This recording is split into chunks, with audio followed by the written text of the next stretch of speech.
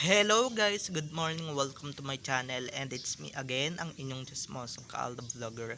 So gusto ko munang magpasalamat sa inyong lahat sa mga walang sawang tumatangkilik, nanonood, sumusuport at sumusubaybay ng mga content ko araw-araw dito sa aking channel. So eto wag ninyong babaktawan o lalaktawan tong ating main topic ngayong araw.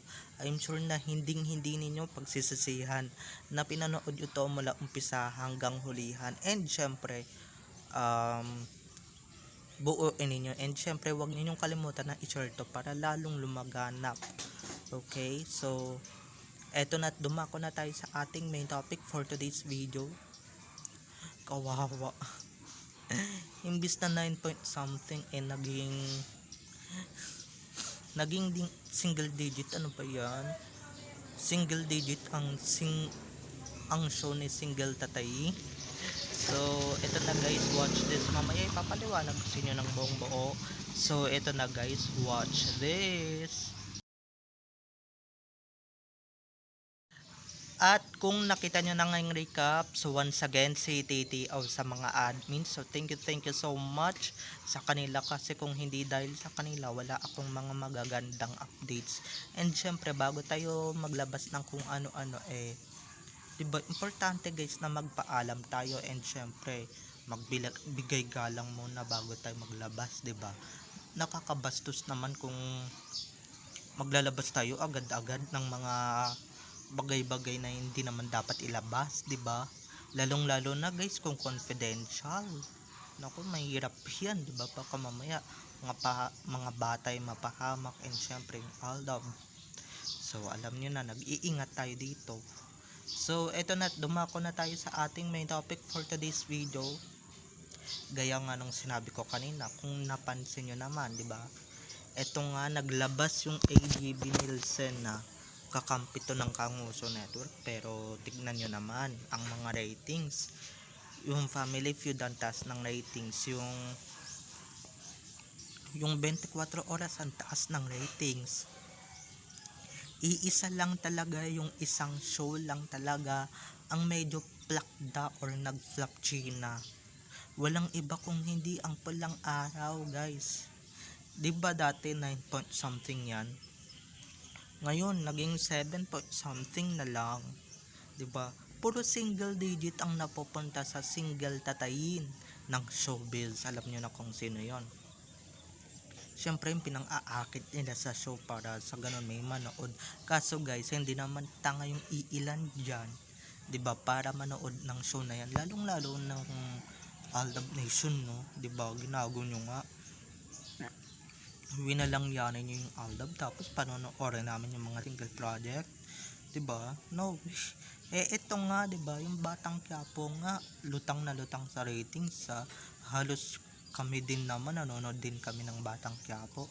Kaya 14 point something, tapos lalaban mo yung tube na palabas na si Tisoy ang bida. Si Tisoy, para actually guys, malapit na siyang mawala doon, kasi nga, diba, tignan lang natin, mas lalong bababa ang ratings niyan, diba? Kasi nga, kasawa na yung mga tao sa fictional, diba? Ibang timplado naman na yung hinahanap nila, iba namang tema yung hinahanap nila. Ayaw nila ng kaabitan, ayaw nila ng kung ano naman, diba? Pero yan na, magising kayo sa katotohanan na plakda talaga yung palabas na yan. Okay lang yan kay Alden, kasi nga si Alden bayad naman dyan, diba? Bayad naman sa mga proyektong ginagawa niya, kahit na mag-flop at kahit na kumita, wala siyang pakialam, basta bayad siya at ginagawa niya yung mga trabaho niya. Yun lang yung mahalaga doon, diba? Wala siyang pakialam kung dumugin ng advertisers, dumugin ng advertisements yung mga palabas niya, or kung wala, di wala, di ba? Importante, mayaman naman na din si Alden at Richards, pero kailangan niya talaga magkayod kalabaw, kasi nga nagkakayod kalabaw din siya sa madaling araw, alam niyo naman. Kaya madaming babies, di ba? So hindi na kailangan guys patunayan yan kung mga sarado isip ninyo, di ba? ba't namin patutunayan sa inyo? Eh di maghagilap kayo sa Facebook, YouTube, Instagram, 'di ba? May makikita naman kayo mga pictures ng mga bata. Pero yung isa-send sa inyo, no way, 'di ba? Baka mamaya ikalat niyo 'yan, 'di ba? At baka mamaya ano niyo 'yan, 'di ba? So hirap na yung mga tao dito, madaling ipakalat at madaling ipalaganap yung mga news na ganyan, lalong lalo na bawal, 'di ba? Kaya nga ako ingat na ingat ako sa mga sa mga nilalabas ko. Pero eto lang, balik tayo sa topic. Eto lang talaga guys ang bukod tangi na na mababa yung ratings. 'Di ba?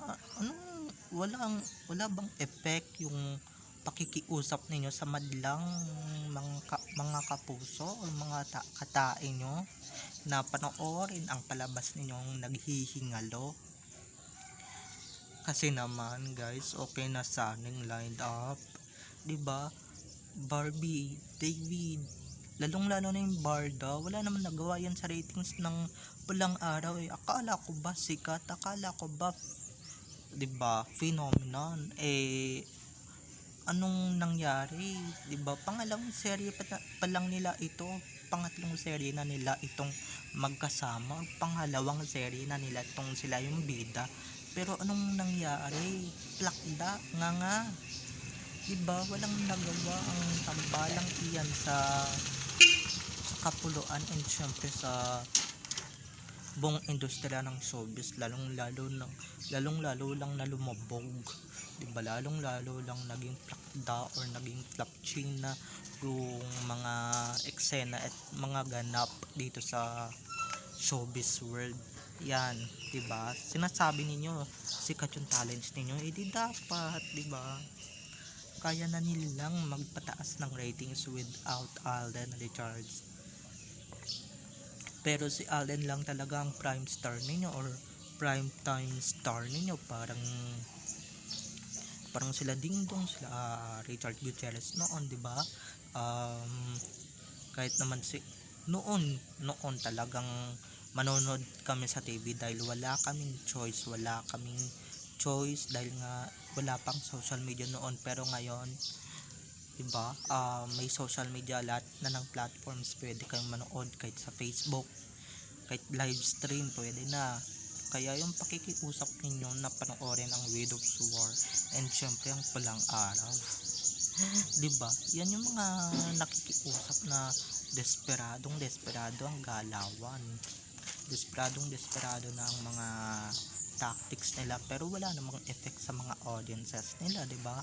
May nakita pa nga ako sa Facebook na nakikiusap kayo, ano hindi umeffect, 'di ba? Puro lang kayo bash ng bash. Ang magtsatsaga lang manonood ng Pulang Araw na yan, walang iba kung hindi kaming Aldab Nation. Pero 'di ba, kung sakasakaling Aldab ang bida, di todo ang ratings niyan. Pero nga pala, 'di ba, kung sabi ninyo doon sa DTVY na napakataas naman talaga ng ratings, nag-flop. Ano ngayon tong nakikita namin na to? Di ba to flop? Hindi ba to mega flop? Di ba? Napakababa ng ratings, kahit anong gawin ninyo, hindi nyo na matatalo ang Batang Quiapo, kasi ang Batang Quiapo maganda ang istorya, kahit na puro, 'di ba? Kahit na puro barilan, patayan ng mga nagaganap, pero napakaganda ng show. And syempre idol din namin si Coco Martin, no? Pinsan ni Maine, pero yan talaga guys yung totoong sikat, 'di ba? 14 point something ang ratings, hindi yung 7 point something. Baka sa susunod mabalita na namin yan, nasa 0.1 na lang ang ratings niyan. Kawawa naman kayo, wala nang pag-asa. Pero yung, 'di ba, pero yung iba diyan, ako magsisinungaling, napakaganda ng ratings, napakaganda ng istorya, 'di ba? Ganito, ganyan, ganito. Wag nyo kaming anuhin. Sino niloloko ninyo, 'di ba? In the first place, maghanap kayo ng lulukohin ninyo, wag dahil kami guys nakikita namin kung sana hindi pinupost ng mga Kanguso fans yung mga pa-ratings nila, eh 'di ba, okay na rin yun para magising na rin talaga yung GMA sa mga flop nilang palabas. Kahit anong itapat nila, kahit na anong gawin nila, flop talaga yan. Walang kwentang palabas at walang kwenta yung mga director. Lalong lalo na guys, bumababa ang ratings nila kasi lumalabas na unti-unti ang baho ng network na yan. Kaya yung mga Kanguso fans wala nang ganang manood ng mga palabas or either GMA, 'di ba? Wala na silang kagana-gana guys. Sino ba naman ang may gagana ang manood dyan sa network na yan? Puro halang ang kaluluwa, halang ang bituka ng mga staff, crew, directors, musical directors dyan. 'Di ba mga Becky?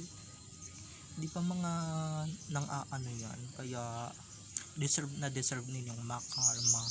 Kaya karma yung tinatawag dyan sa mga ganyang mga mababa ratings. Unting-unti na lang mag 6 point plus na yan. Ang nanonood lang naman sila sa inyo, mga loyal ka po. Maski nga sa YouTube. Sa YouTube ang baba din ng viewership nila. Nasa 34k something lang. Di ba? Pagkatapos ng balita bumababa ng bumababa. At lalo pang bumababa doon sa kasunod na programa.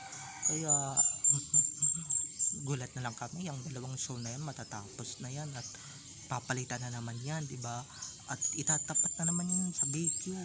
Ito lang kahit anong gawin ninyo, kahit ilang teleserye pa yung itapat ninyo, kahit saan mang show, sa Batang Quiapo man, Lavender's Field, wala na kayong magagawa. Flop na kayo. At syempre punong-puno na kayo sa lusak, okay? Lalong-lalo na guys, naki-anim sila sa Sarsuela, hindi ba? So, bye-bye na mga ka-ADN. I love you all. Have a nice day. Keep safe and God bless. Bye-bye. Happy Wednesday. Bye-bye.